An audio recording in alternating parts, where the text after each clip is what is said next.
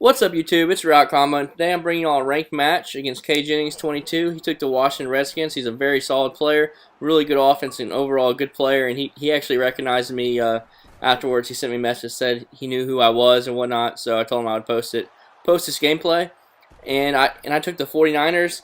I've always liked to use Colin Kaepernick at quarterback throughout the year, and now that he's kind of taken over as a starter for the 49ers. And he got a nice little boost in the his rating went up. His acceleration went up, and his throwing accuracy improved as well. And he already had a big arm, so and I thought he was already viable for me to use him.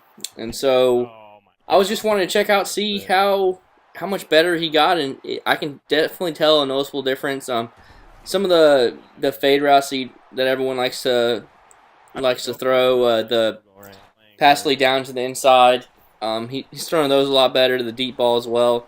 He's obviously not Aaron Rodgers, but there's not too many quarterbacks out there that are, and I like to run the option plays as I've mentioned before. So, and then his acceleration went up, so that's very nice as well. And expecting his ratings to go up even more after beating those Saints.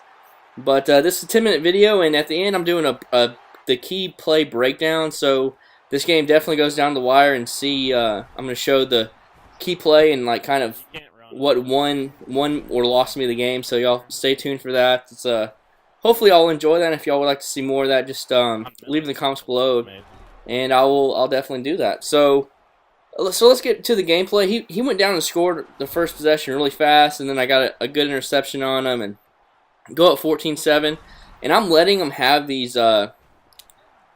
throws to the flats. I'm bringing some pressure from the left or the A gap, and a lot of times I'm leaving that flat route open. So he's doing a good job of if I cover these crossing routes of throwing to the flat to the open receiver for 5 to 10 yards. But I'm honestly giving him that because I'm playing with the 49ers, and they had caused a lot of big hits. So you're going to keep throwing those flats, something bad's going to happen. And same thing right here. Look at this, running with RG3. I don't know how he fumbled that. But I'll take it. And that's one of the perks of playing the 49ers. That's not, it's not the only team in the game that causes fumbles or whatnot, like everyone seems to think, but it's definitely a bonus. And so, I'm going to give him that flat route, and eventually I'm going to probably put a light blue out there and see if he does the bait and maybe throws an interception. But I honestly will am fine with him taking those underneath routes like that. And see right there, I did a nice job. I didn't want avoiding a big hit, and I just slipped to the ground with my receiver, so just gave myself up. And so that's definitely something y'all should definitely do, because offense is so easy this year. And as I say that, I throw an interception. That was, I think, one or two only of the bad reads I made this whole game, and I shouldn't have thrown that. It wasn't open. But offense is so easy, not easy, but I mean it is for the most part to move the ball and score points, that you don't want to have any turnovers, especially.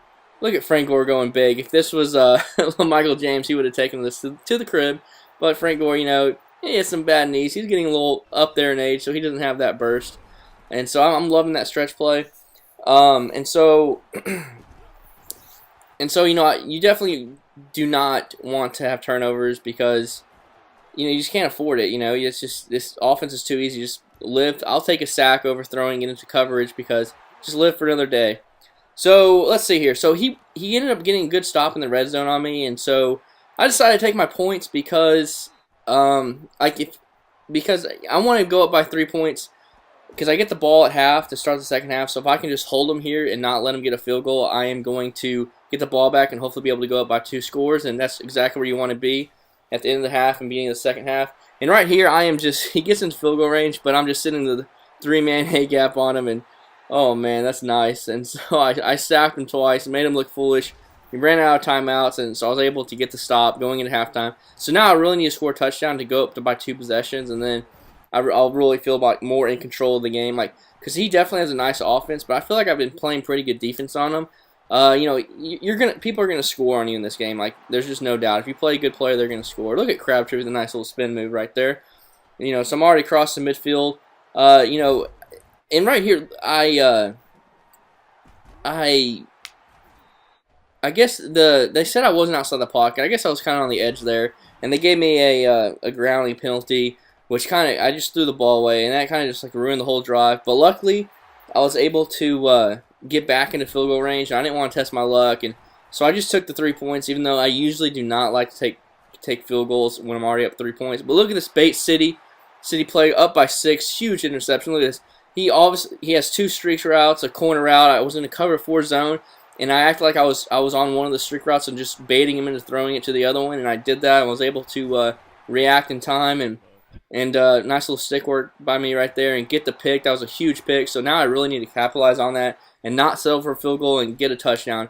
And that's exactly what I do off the read option. That's why I like using these mobile quarterbacks. It just adds another dimension into your offense that's very tough to stop. I go for 2 to make it a 14-point game, and I had some really nice route combinations right there, and you know, it's just tough to stop a lot of all that stuff. And so now I'm feeling really good. I'm up by 2 scores towards the end of the third quarter, but this guy has a nice offense, and then he has this crazy stuff. Look at this, nothing is open, but and in this game you don't square up and then press Y. It's just go in front of the receiver right there and press Y for the ball hawk. And it just pisses me off so much. I'm so used to just strafing up, and there's very few instances where strafing up really benefits you. So, and I can't believe he threw that pass. Like, I don't know how he made that pass and that completion, which you know, got some momentum going, went to the hurry up offense. Right here, he fumbles the ball once again. Like, RG3, like, against 49ers like that, you know, like, you just need to slide down. There's no point of taking that hit. It didn't cost him. He got lucky on that part, but there's just no need to take that hit. I mean, you're not going to fight forward for a couple yards with, you know, little old RG3 against the 49ers defense. So there's just no point. Just slide down, take your 8-9 yards, and then, you know, score a touchdown like he did right there. So he made it a 7-point game, and that's all right. You know, I'm in control. I just have to keep scoring with them. And unfortunately, I wasn't able to. That first down play, I was doing a screen pass, but the guy I was screening to, I guess I didn't hot route him, and I was like, what? I know I hot routed him, but I guess I didn't recognize it, or I don't know what happened. So I ended up taking a sack, and it messed up my whole possession. And I usually do not punt the ball. If y'all have followed me religiously, I just do not like to punt the ball, but I just didn't feel good about going for that, you know, fourth and I felt good about my defense, and that should have been an interception. That should not have been pass interference. I click on. Once again, I go to strafe up instead of just pressing Y, and I was a little late on the click on because I was deciding in my head like in a half a second was because earlier on, you know, I tried to strafe him, get the pick, and I didn't get it, so I was a little not confident about it, and so I should have just pressed Y and it would have been an interception, but instead I strafed and got the PI, so he was able to tie the ball game up. But luckily, I was able to get a big play on him right here is because he was a deep safety. He was just in a cover 2-man look, and I had a streak pass, and he took he just had bad stick skill right there, and went up. And so once my receiver got inside position on the streak, he went for an easy touchdown. So that's a mistake on his part. And then I was able to. This is a huge play right here. 4th and 10. If I get the stop, the game is over. But and I sent a nice A-gap pressure. It came through, but he thinks it's Madden 12 and hit me with a curl route, and then a simple little out route, or I forgot what route that was. Wasn't really paying attention to.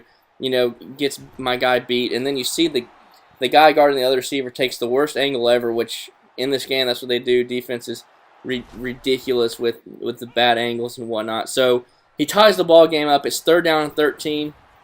And he gets and I get the huge first down right there. Have another nice pass play. It's the first time I ran that play all game long on him, and I knew he was going to be in zone, and was able to get another completion. So I'm right here towards field goal range, and I did not want to call a timer right now because really all I'm trying to do is waste all the time, kick a field goal, get 5 more yards. And so I did a hurry up. I liked his defense that he was in. Was able to hit him up with the option play, audible into it. And so 3rd and 1, get 1 first down, and the ball game's over. It's really over either way as long as I can make my field goal. And right here, you know, I'm just letting the clock run down to 3 seconds, call my timeout. I'm about to call a timeout, and he pauses it. And I don't know if he didn't think I could call a timeout on the timeout screen, if he was doing some shenanigans, or I don't know what he was doing, why he paused the game right there. But I was able to call a timeout and kick the game-winning field goal. I didn't have the best field goal kick right there, but I was in a party with some people, and they started screaming at me for no reason. Those assholes. But I was able to get the win, get the 13 points. So good game by Jennings, 22. And so here's the key play breakdown. It's going to be that third down and 13 completion I had to keep the drive alive at the very end, the last possession, so I could score a touchdown. So I'm going back to the play before because I ran the same play. You see, I streaked the running back right here, and he guarded the running back.